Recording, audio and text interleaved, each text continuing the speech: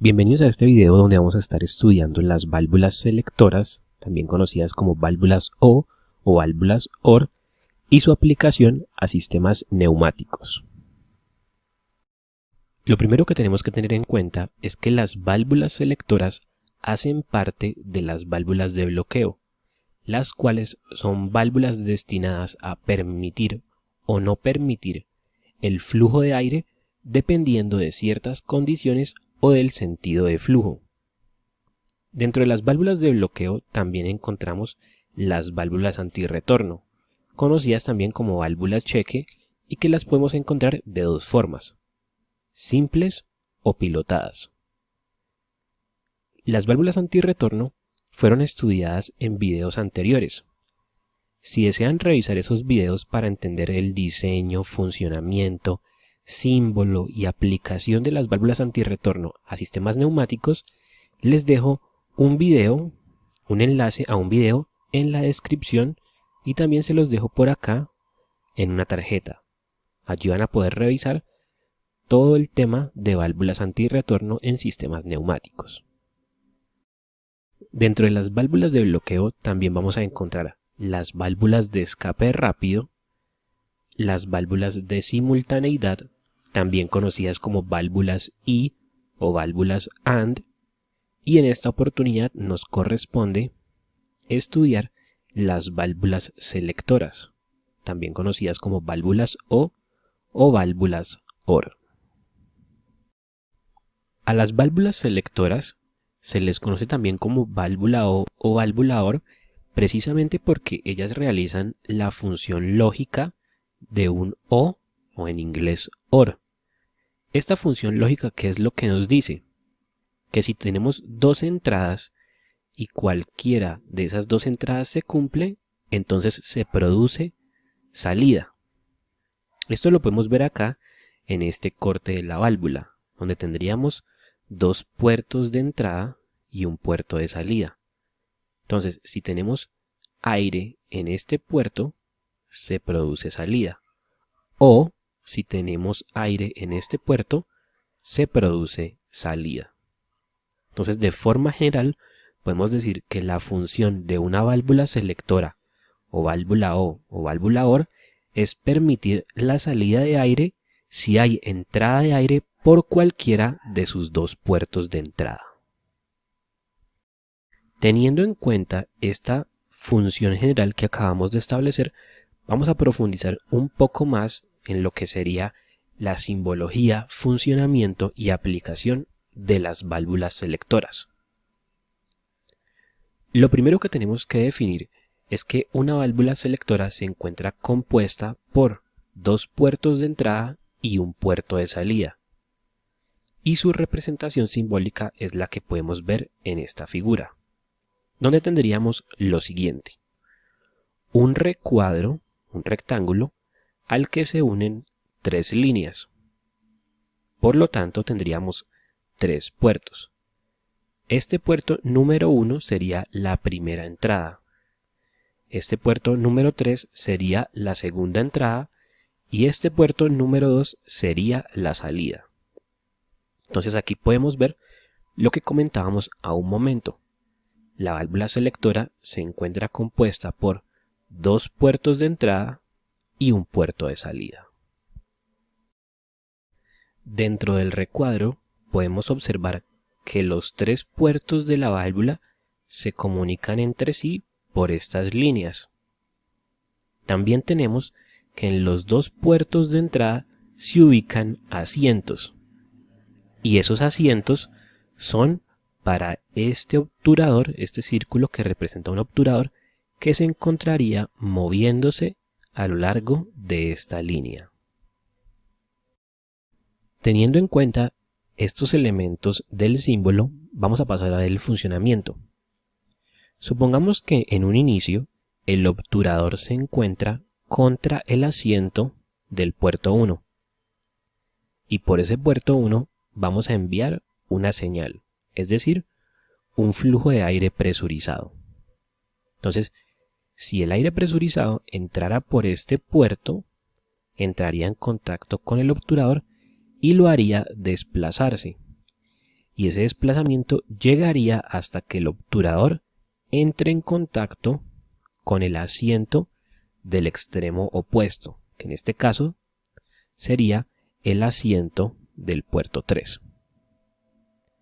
Al entrar en contacto con el asiento del puerto 3, entonces el flujo de aire llegaría a este punto donde tiene únicamente dos caminos. En el camino hacia el puerto 3 quedaría bloqueado, ya que el obturador se encuentra contra su asiento.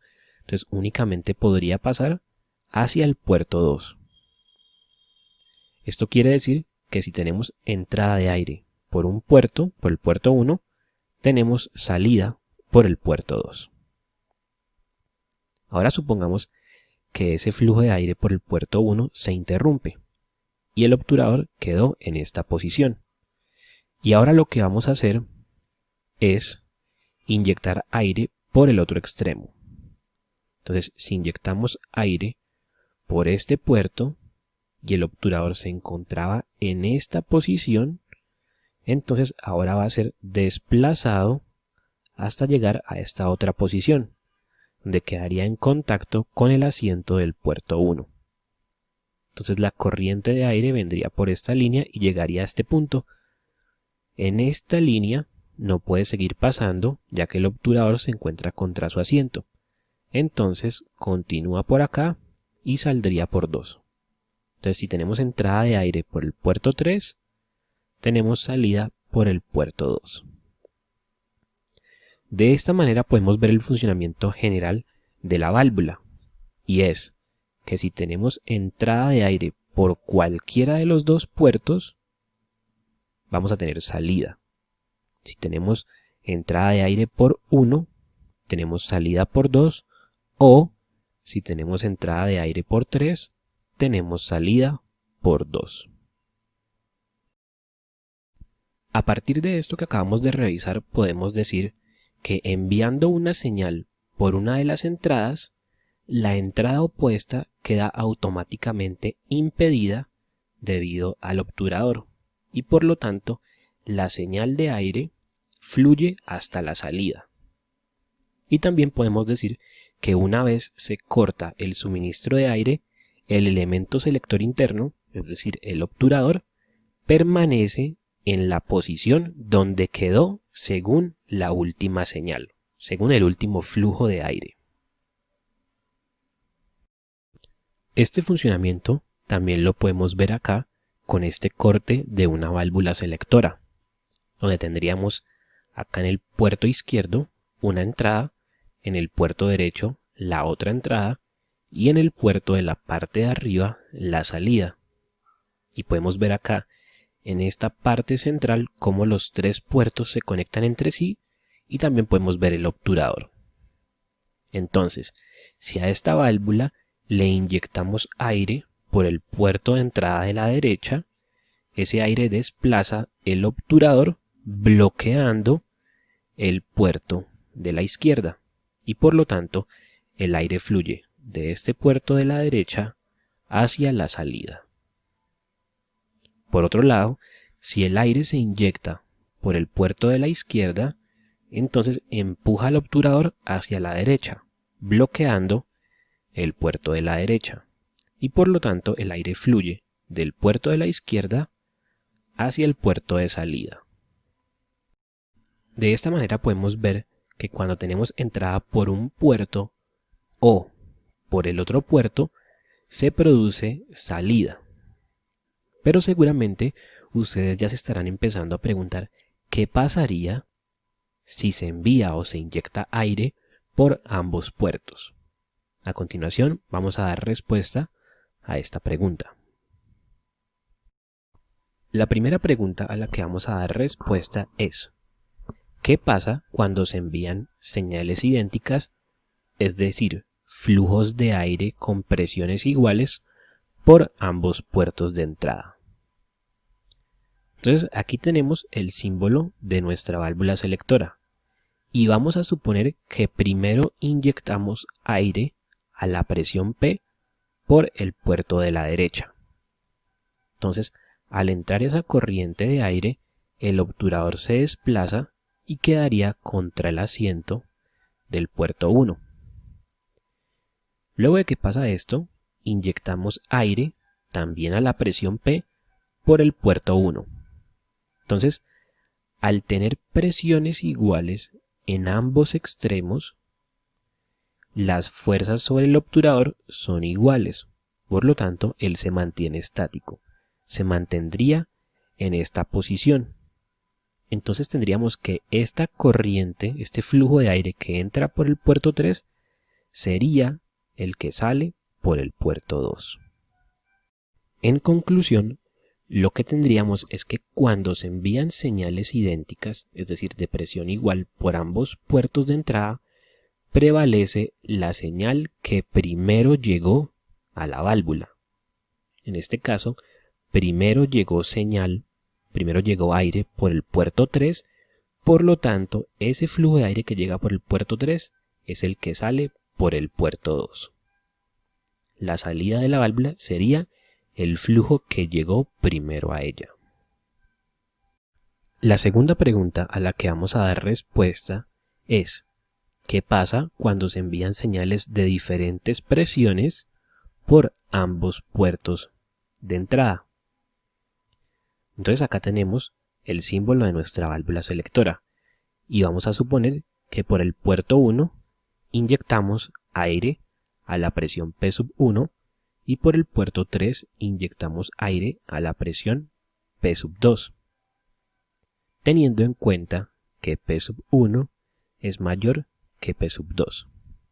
Entonces lo que pasaría es que este obturador tendría una mayor presión en la izquierda que en la derecha.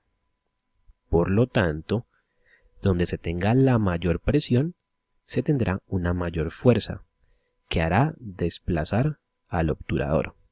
Entonces, en este caso, al tener una mayor presión en esta línea, tendrá una mayor fuerza que lo moverá en este sentido, hacia la derecha, hasta que ese obturador quede contra el asiento del puerto donde se tenía la menor presión. Y por lo tanto, el puerto por donde teníamos mayor presión será el flujo que tengamos en la salida de nuestra válvula selectora.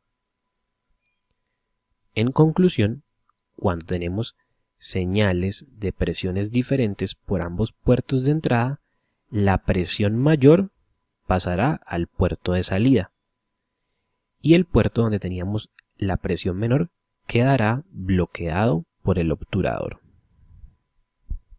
Con esto hemos terminado de estudiar el funcionamiento y la simbología de las válvulas selectoras, también conocidas como válvulas O válvulas OR. En el próximo video veremos la aplicación típica de estas válvulas a sistemas neumáticos.